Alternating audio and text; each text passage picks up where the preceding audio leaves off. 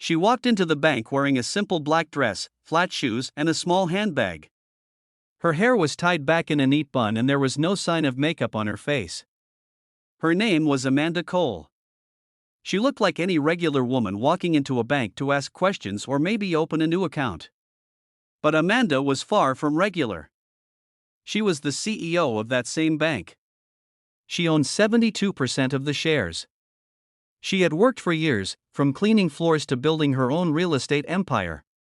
And when she finally had the money, she bought controlling shares in a struggling bank and turned it into one of the fastest growing banks in the city. But no one at the branch office knew her face. Not even the manager. Amanda walked in quietly and stood in the queue. A tall security guard near the entrance gave her a strange look. He kept watching her like she was in the wrong place. A few minutes passed. Amanda stepped forward and tried to ask the cashier for help with some documents. Before she could finish speaking, the cashier raised her hand and said, "Please step aside, ma'am. Wait your turn." Amanda smiled and stepped back. She waited again. The next person walked past her. Then another. Amanda tried again. This time, she said, "Excuse me, I just need to speak to the branch manager." "It's important." The security guard suddenly stepped in. He raised his voice and said, "Madam, you've been disturbing customers since you came in. Do you want to cause trouble?" Amanda looked up at him calmly and said, "I'm not causing any trouble. I just need to speak to the manager." But the guard didn't listen. The guard called the manager. A man in a suit came out. His name was Mr. Kingsley. He looked annoyed. He didn't greet Amanda. He just said, "What seems to be the problem here?" Amanda repeated, "I need to speak to you privately. It's urgent." The manager looked her up and down and shook his head. "Madam, I don't have time for stories. This place is for real customers." Amanda said, "I'm not here to waste your time. But I'm also not going anywhere." The manager turned to the guard and said, "Please escort this woman out. She's disturbing the peace." Amanda said nothing.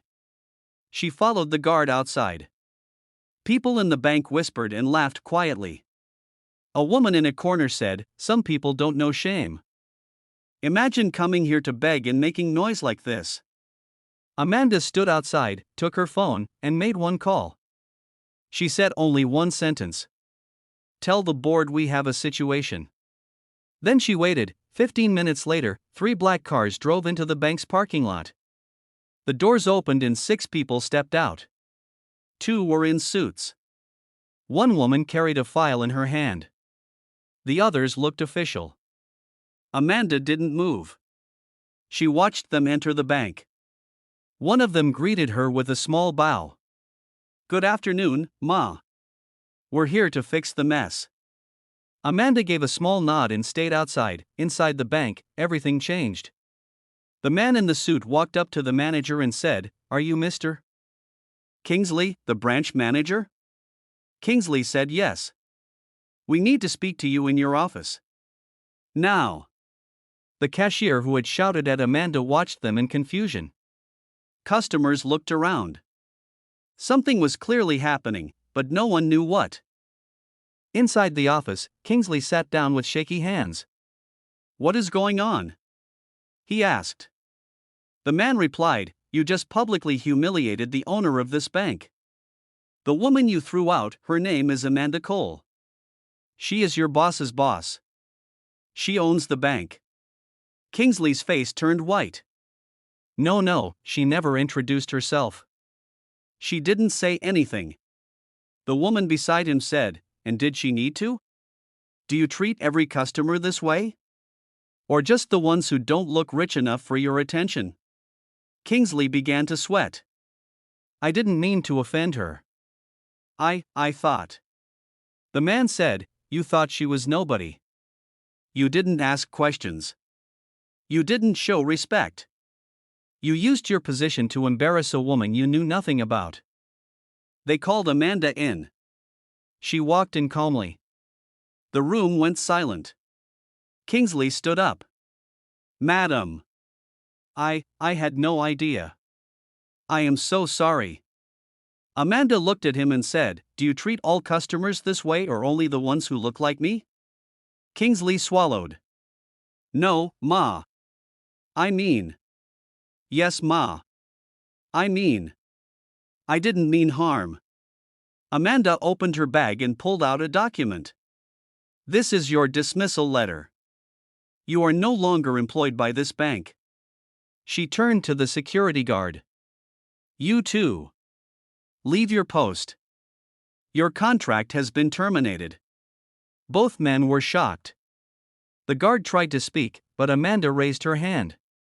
"Don't beg. You didn't care who I was when you dragged me out.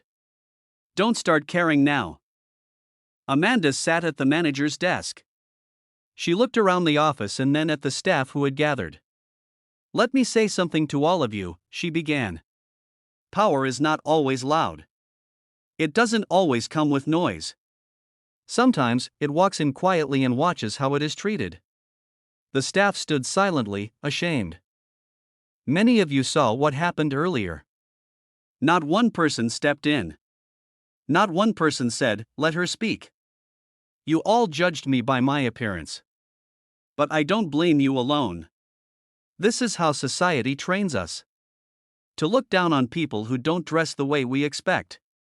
To assume that if someone is quiet, they are weak. That if someone is black, female, or simple, they must be poor or desperate. But let me remind you all today, respect is free. And power does not always shout. She stood up and looked at the cashier. "You shouted at me and waved me aside. From today, you're suspended for 1 month without pay. Use that time to reflect." The cashier nodded, trembling. "And when you return," Amanda added, "you will join the customer service training program again. If you fail, you leave." Amanda walked out of the office and faced the customers in the banking hall. Some had their phones out. Some whispered. A few clapped. "I came in here today hoping to see how the staff treated regular customers," she said. "And I saw enough."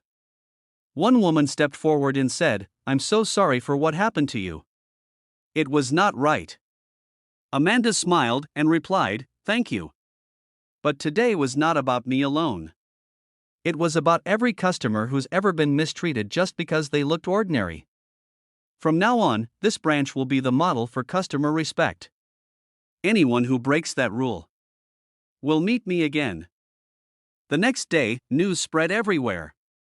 Black woman humiliated in her own bank fires manager on the spot. The internet exploded. Amanda didn't change. She stayed simple, quiet, and strong.